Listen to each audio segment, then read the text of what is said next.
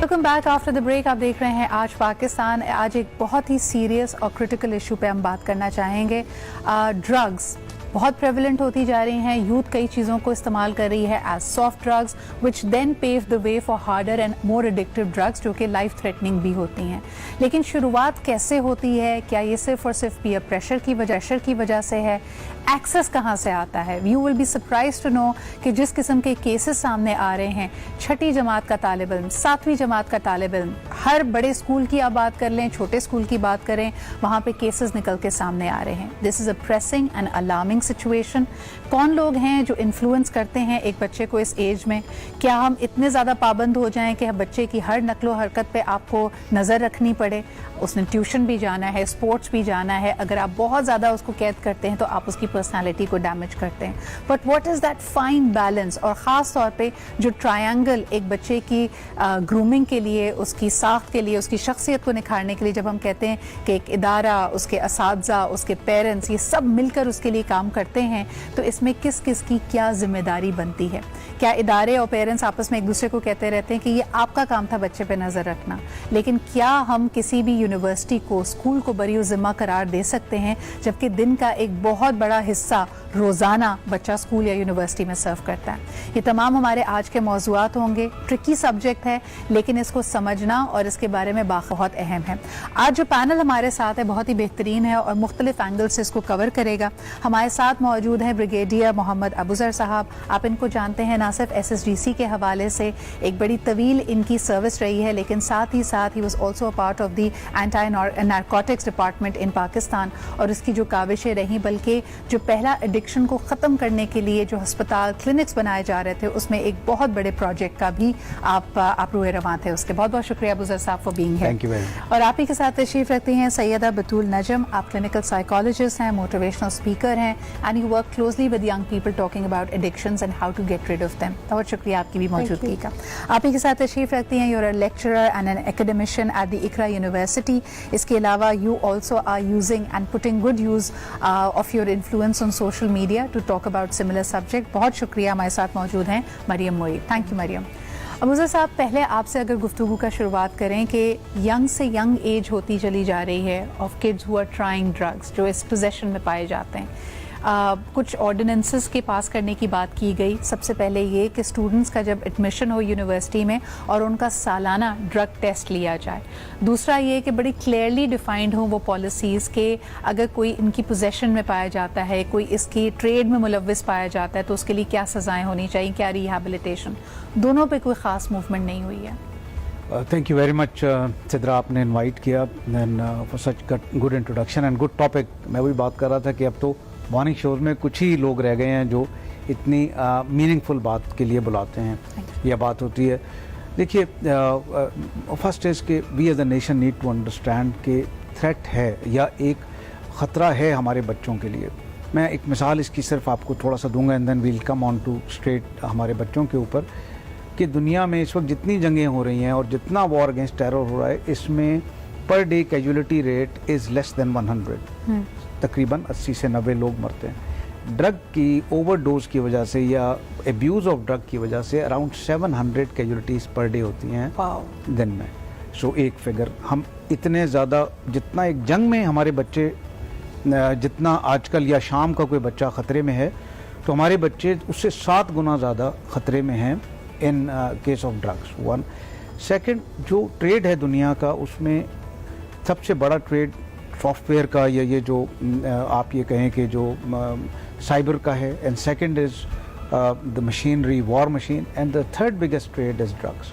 $3 trillion का ये economy है जो रन ओवर होती है पूरी दुनिया के अंदर, इससे ज़्यादा की। अब आ जाते हैं हमारे बच्चों पे। देखिए, पहले तो अवेयरनेस नहीं है, हमारे माँ बाप को उस ख़तरे का अंदाज़ा ही नहीं है जो उनके बच्चों को दरपेश है।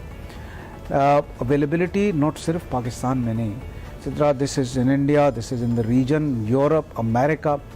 ऐसे बच्चे की मैं आपको मिसाल दूं जो अमेरिका से मदीना गया तो उसको मदीना में भी ड्रग मिल रहा था, वो वहाँ से पाकिस्तान आया, हैदराबाद जैसे छोटे शहर में, उसको वहाँ भी ड्रग मिल रहा था। एंड एस्टॉनिशिंगली जब हम उसको इन्वेस्टिगेट कर रहे थे तो ही सेड कि मेरे अमेरिका वाले दोस्तों ने बताया था कि हैदराबाद में तुम्हें कौन ड्रग देगा। अच्छा, दिस इज़ वेरी इंटरेस्टिंग। मैं चाहूँगी कि इसको आप थोड़ा और एलाबरेट करें, वाजे करें कि एक दफ़ा जब लत पड़ जाती है तो इससे फ़र्क नहीं पड़ता कि जियोग्राफिकली बच्चा इस सिटी से मूव करके कहीं और जाए, उनके नेटवर्क्स इतने स्ट्रॉन्ग होते हैं, उसको पता है कि उसकी ज़रूरत की चीज़ उसको कहाँ से मिलेगी। जी exactly, they work on the web.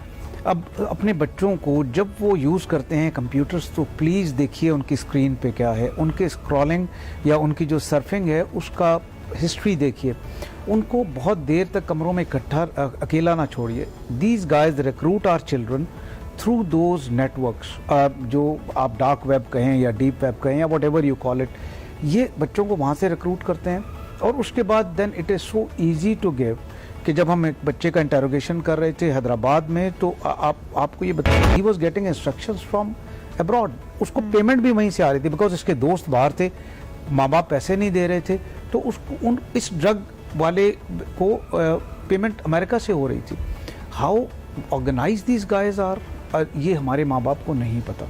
अच्छा, the same way these people get into the education institutions.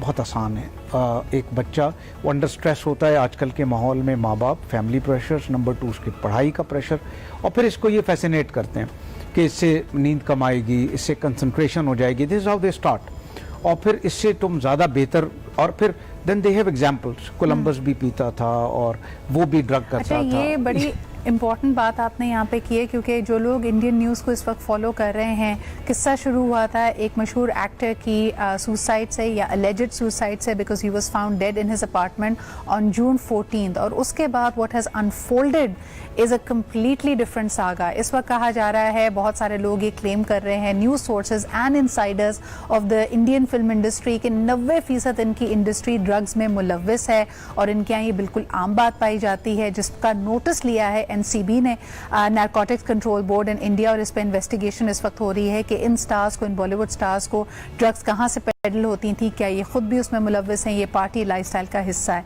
What I want to come to is Batool, जब आपको ये कहा जाता है कि बड़े बड़े स्टार्स जो इनके लिए रोल मॉडल्स हैं, आइकन्स हैं, इनके फैंस हैं ये बच्चे, जब कहा जाए कि ये भी इस्तेमाल करता है, इसका साइकोलॉजिकली, इमोशनली एक बच्चे की शख्सियत पे क्या असर पड़ता है?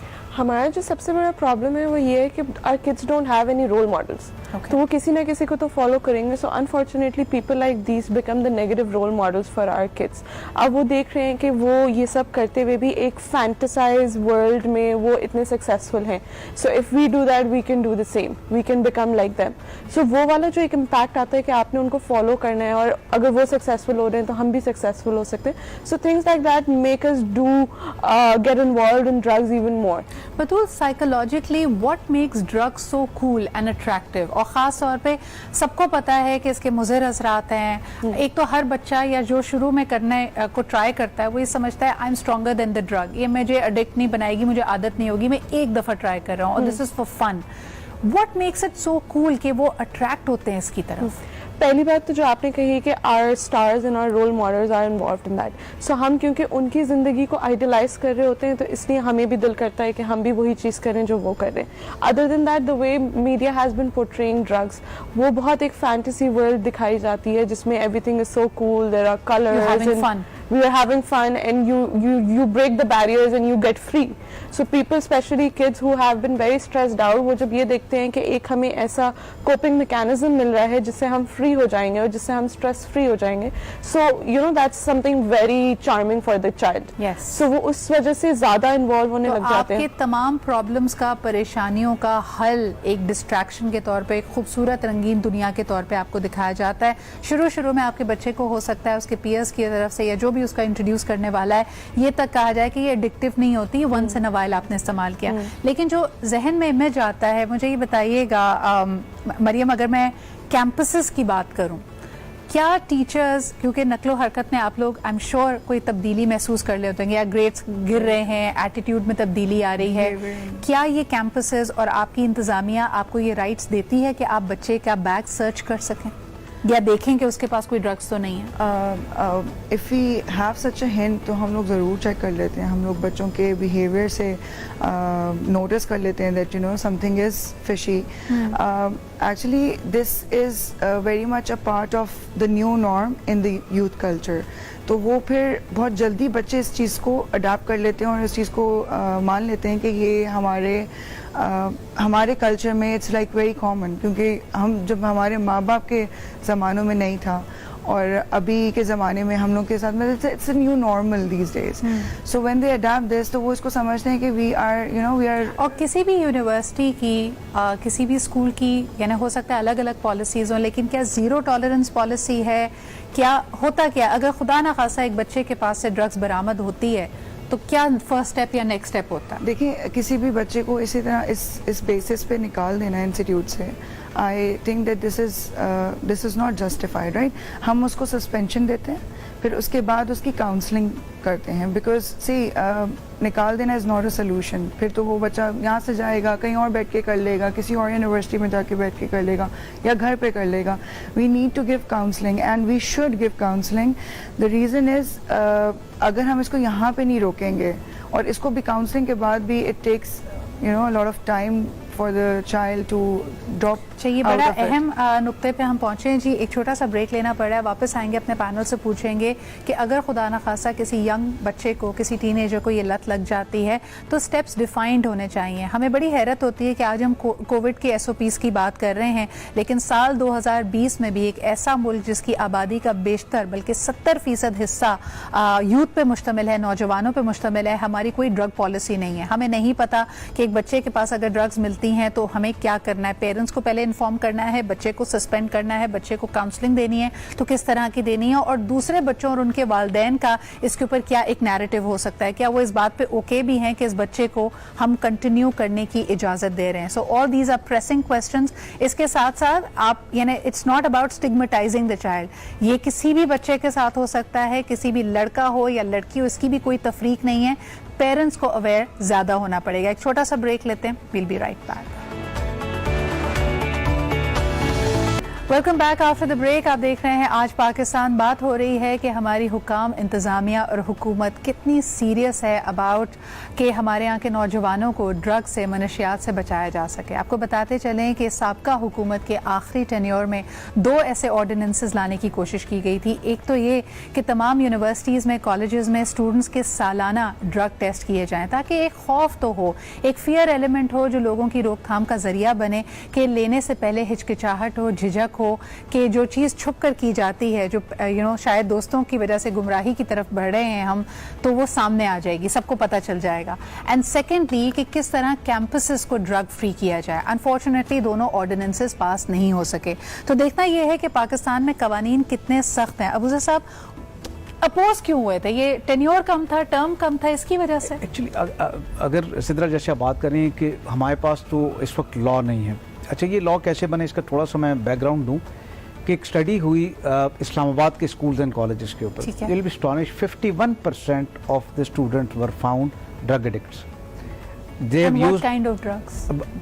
Any kind of drug once in life. I mean, they have tasted or they have tried the drug at least once. 51%. And then they did the same in Lahore. तो लाहौर के जो मेजर बड़े कॉलेजेस और universities हैं वहाँ पे data आया 57%. Wow. So this was now the government was shocked. ये लास्ट डेज थे लास्ट गवर्नमेंट के, और उसमें इन्होंने 2 बिल पास किए. Compulsory drug testing of students 2018 and second was prohibition of drugs in education institutions. This was again 2018. अब उस पर बात आगे नहीं चली because assemblies were dissolve, caretakers आ गए. उसके बाद फिर नई गवर्नमेंट आई. नई गवर्नमेंट में मुझे याद है कि शरियार आफरीदी साहब ने शुरू में आके फिर एक दफ़ा जोर लगाया कि हम इस्लामाबाद को ड्रग फ्री करेंगे. अनफॉर्चुनेटली हमारे पास अब भी उसका रोड मैप नहीं है, हमारे पास लॉज नहीं हैं. आप के कुछ कॉलेजेस में जाइए तो वहाँ पे ज़ीरो टॉलरेंस है. They found the drug and they throw him out. अभी मैडम ने फरमाया कि ये इलाज नहीं है, वो तो और ज़्यादा डिप्रेशन में चला गया और वो और स्टिग्मा, यानी वो जो एक उसकी आड़ थी वो भी खत्म हो गई कि अब तो सबको पता चल ही गया है, मैं तो हूँ ही बुरा, इट डजंट मैटर। सो इसको अब हमने कैसे ट्रीट करना है, कैसे डील करना है, मेरा ये ख्याल है कि इस वक्त गवर्नमेंट को एक तो ये रियलाइजेशन होनी चाहिए, जो आपने बड़ा क्लियरली कहा कि यूथ है हमारे पास, बहुत बड़ा बल्ज है, एंड देन सेकंड ड्रग की बहुत अवेलेबिलिटी है just in our neighbourhood because of Afghanistan, because of the area region we are living in fact in whole the world. I mean हमें अब अपने लॉस को बहुत दोबारा सोचना पड़ेगा, बैठना पड़ेगा, स्टेप बाय स्टेप डिफाइन करें कि डिसिप्लिनरी एक्शन क्या होंगे, वन, फिर करेक्टिव मेजर्स क्या होंगे कि जिसमें उस पर्टिकुलर चाइल्ड का रिहेबिलिटेशन हो, एंड सेकंड एंड थर्ड कि बाकी एनवायरनमेंट जो उसकी वजह से पॉल्यूट हुआ या और लोग जो इस नेटवर्क में हैं हम उनको देखेंगे। स्कूल 3 वाले होते हैं, एक मैं विदाउट नेमिंग एन इंस्टीट्यूट में एक आपको थोड़ा सा किस्सा बताऊं ताकि अंदाज़ा हो हम सबको कि हम कितने डेंजर में हैं। एक यूनिवर्सिटी के हॉस्टल की जब तलाशी ली गई तो एक ऐसा आदमी मिला उस हॉस्टल में जो पिछले 2 सालों से एज ए नॉन स्टूडेंट उस हॉस्टल में रह रहा था। वाओ।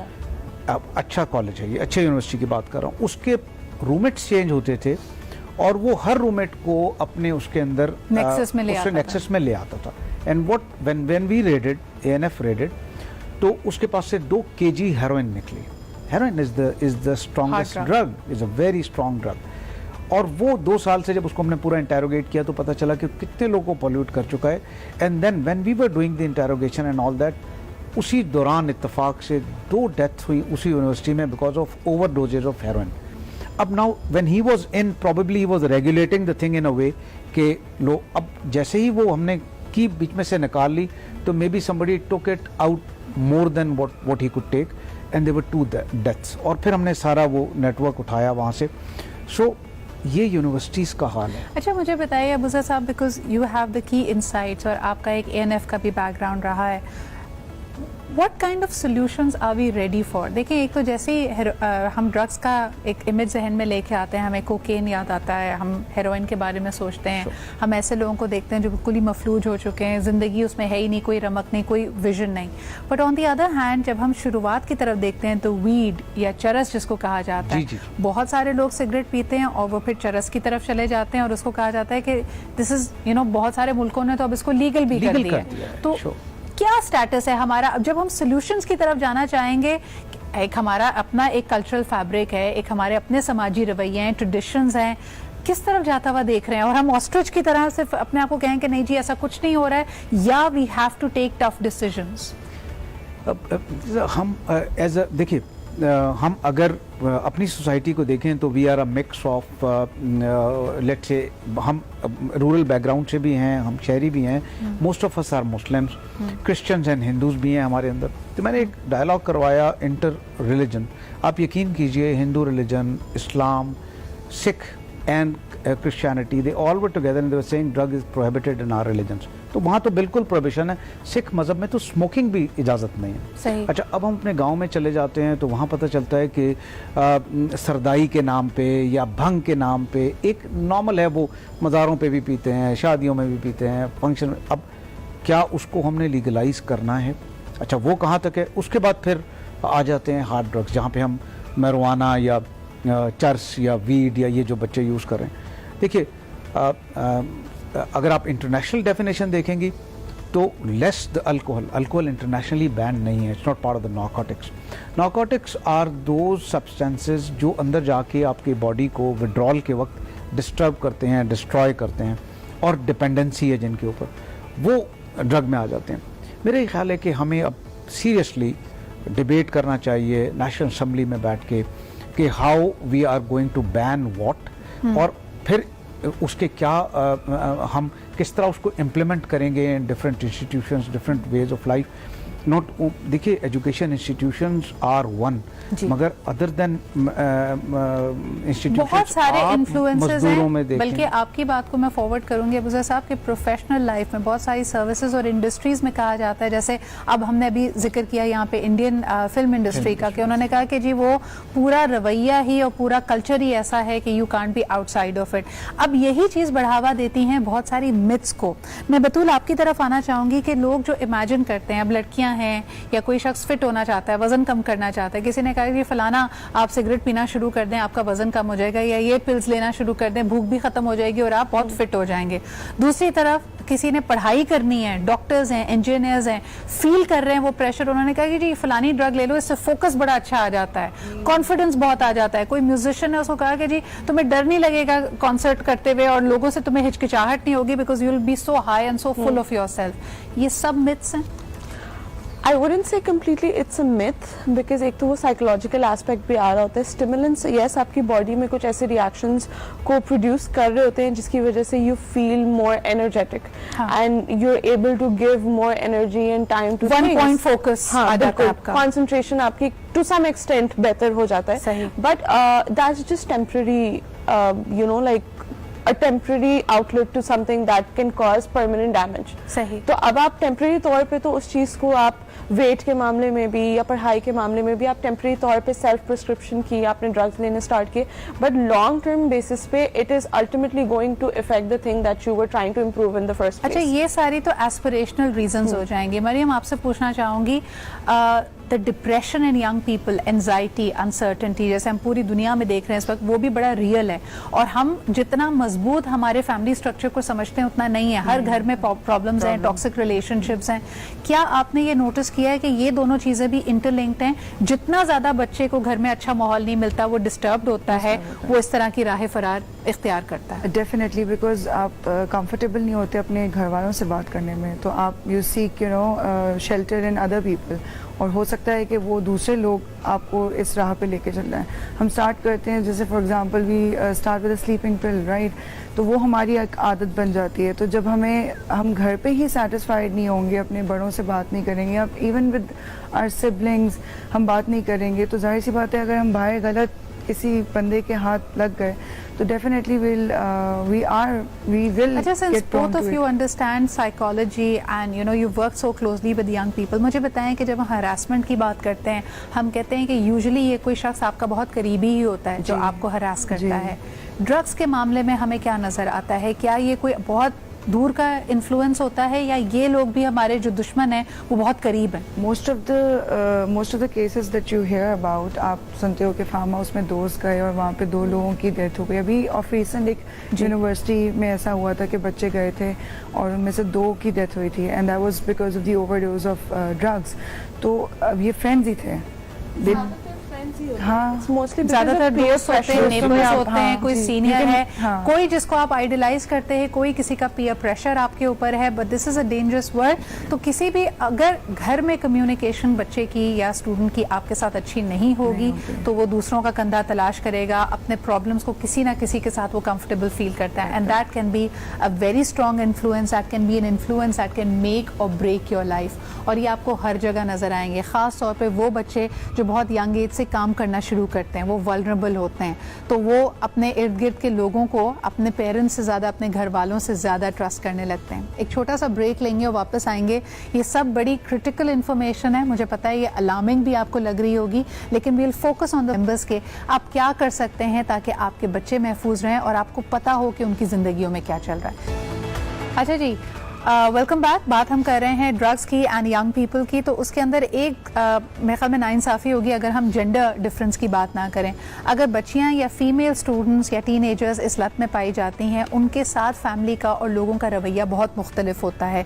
झटपट से जो अगर वो काम कर रही हैं या पे पढ़ाई कर रही हैं, उसको उस जगह से दूर कर दिया जाता है और फैमिली की कोशिश होती है कि बात फैलने से पहले पहले इसकी शादी कर दी जाए। क्या कहेंगी Batool, is this the correct way forward? I wouldn't say it's a correct way forward for anything. मतलब शादी is not the solution for anything. Research ने तो बल्कि ये सजेस्ट किया है कि women are more prone towards taking drugs when they are going through psychological distress. So ख़वातीन ज़्यादा उसमें इन्वॉल्व हो जाती हैं as compared to males. हमारा अगर मैं सोसाइटी के कल्चर के हिसाब से बात करूँ, so हमारे यहाँ मर्द की चीज़ को फिर भी एक्सेप्टेबिलिटी, वही वाली आपकी बात की, वो एक्सेप्ट कर लेते हैं टू सम एक्सटेंट, बट अगर वही चीज़ लड़की कर रही होती है तो उसके लिए that's a big problem. And इस वजह से लड़कियाँ you know, they find very very difficult and different ways to get through those things. अच्छा, फिटिंग इन भी एक इसमें प्रॉब्लम है, बिल्कुल। पीयर प्रेशर की जहाँ हम बात कर रहे हैं, we are not just talking about students and teenagers. क्या कहेंगी मरियम कि कई लड़कियाँ, this is a very real problem, they say कि my husband is into alcohol and drugs and just to fit in and be a part of that Society circle and I culture, have yeah. Stepped into that. Yeah. ये situation अगर किसी की हो तो वो क्या करे?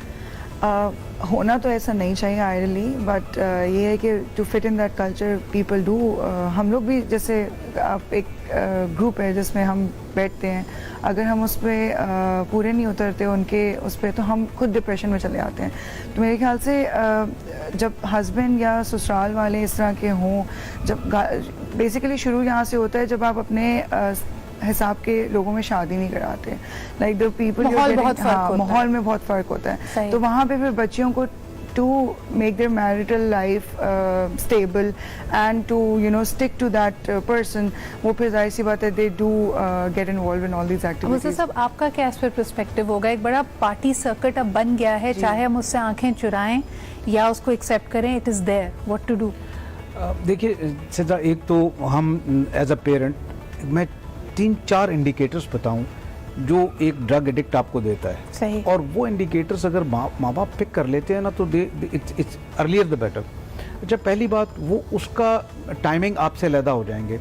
जब आप जाग रहे होंगे वो सो रहा होगा या सो रही होगी, और जब वो जाग रही होगी तो आप सो रहे होंगे। दिस इज वन इंडिकेशन कि शी और ही इज डिटैचिंग हरसेल्फ और हिमसेल्फ। सेकंड, उसका चिड़चिड़ा हो जाना, वो जिद करेगा, या तो वो काम आप करें उसका, और वो नहीं करेंगे तो वो उस पे, और जो उसने नहीं करना वो आप करवा के आपको वो नहीं करने देगा। सो ही इज एग्जैक्टली ढिटाई की तरफ चला जाएगा, थोड़ा सा ढीठ हो जाएगा। Exactly.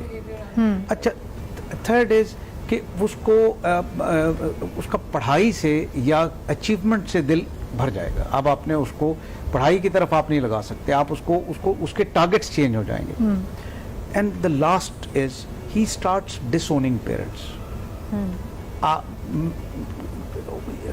up to a level where we saw children, they were saying, you are not our parents, I have a guardian.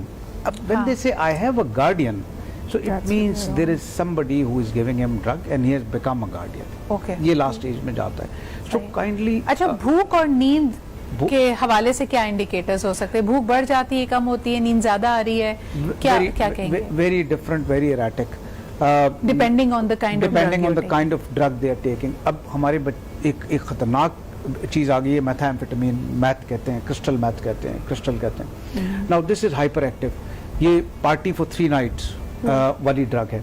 ये आपको इतना हाइपर एक्टिव कर देती है कि आप you start enjoying your life that way. लेकिन इसका जो विथड्रॉल होता है वो इतना खतरनाक होता है, वो इतना ज़्यादा डिप्रेशन में डाल देता है कि now you need the second dose, और वो second dose will give who is your guardian, he will become your guardian. So ये अच्छा, चर्च या वीड जो है ये थोड़ा स्लो डाउन करती है आपको, लेथार्जिक करती है, नींद बढ़ा देती है। सो हर ड्रग का अपना इंडिकेशन है। One, as parents we must know what are the drugs. मेरे पास एक ड्रग रिपोर्ट है। सॉरी, मैं आपकी बात इंटरजेक्ट कर रही हूँ। I just have the last 3 minutes. Abuzar साहब, एक तो वो है ना जिनके घरों में कोई इस तरह की नेगेटिव इन्फ्लुएंस नहीं था, या का एक बच्चा कहीं से इन्फ्लुएंस होकर ड्रग्स लेने लगा है।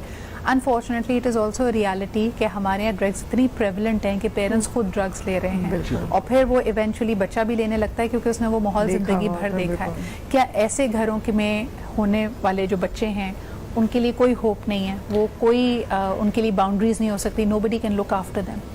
Sidra, state has to react, we as a society have to react. Lyari में मैं मिसाल दे रहा हूँ, देखें ये इसमें पैसे का बात नहीं है, कमजोर हर इलाका, हर इलाका तबका। अब लियारी में माँ अलहदा नशा करती है, बाप अलहदा नशा करता है, बच्चे अलहदा नशा करते हैं। अब वी आर ट्रीटिंग पीपल, एक माँ भी एडमिट है, आपने जो जस्ट वार्ड का जिक्र किया जहाँ आप भी उसका हिस्सा रही हैं, उसमें फीमेल वार्ड भी है, चिल्ड्रन वार्ड भी है एंड मेल वार्ड भी है। इट्स वेरी एस्टॉनिशिंग कि बाप वहाँ ट्रीट होता है, माँ वहाँ ट्रीट होती है और बच्चा वहाँ ट्रीट होता है। It's so difficult. अच्छा, अब अगर ये तो वो हैं जो सरकारी इदारे हैं जो हम फ्री ऑफ कॉस्ट कर रहे हैं, या ANF फ्री ऑफ कॉस्ट कर रही है, अगर आप इसको बाहर ले जाएं तो एक जो डिटॉक्सिफिकेशन एंड रिहेबिलिटेशन की प्राइस है वो लैक्स के अंदर है, और इतने ज़्यादा एफिशिएंट भी नहीं है। Relapse rate is around 50%, more than 50%। Government has to come in, provincial governments as well as federal government should make the law. अगर वो कहते हैं कि हेल्थ डिवॉल्व हो गई है तो लॉज तो डिवॉल्व नहीं हुए, laws National Assembly has to make, they must make the laws. provincial assemblies, in addition to the laws, must execute it in the education institutions as well as in the medical field. Rehabilitation पे भी काम करें, prevention पे भी काम So these are all the things that have to come together as a policy. Unfortunately, this is all the time we had. लेकिन हम चाहते थे कि इस प्लेटफॉर्म को इस बहुत ही important cause, इस बहुत ही critical issue के पीछे advocacy के लिए इस्तेमाल करें. बहुत शुक्रिया मरियम, बतूल and अबूज़र साहब for being here. I think it has to be a multi-pronged approach. बिल्कुल आपने सही कहा कि अगर health और इससे related जो areas हैं वो devolve भी अगर हो चुके हैं, तब भी वफाकी हुकूमत की जिम्मेदारी बनती है कि सख्त तरीन कवानीन बताए जाएँ.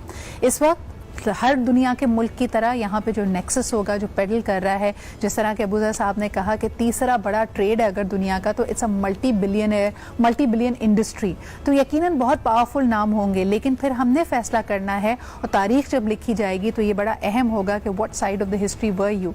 We have to make an effort so that हमारी आने वाली नस्ल और बच्चे इस अफरीद से महफूज रह सकें. सिर्फ ये कहकर हम हथियार नहीं डाल सकते.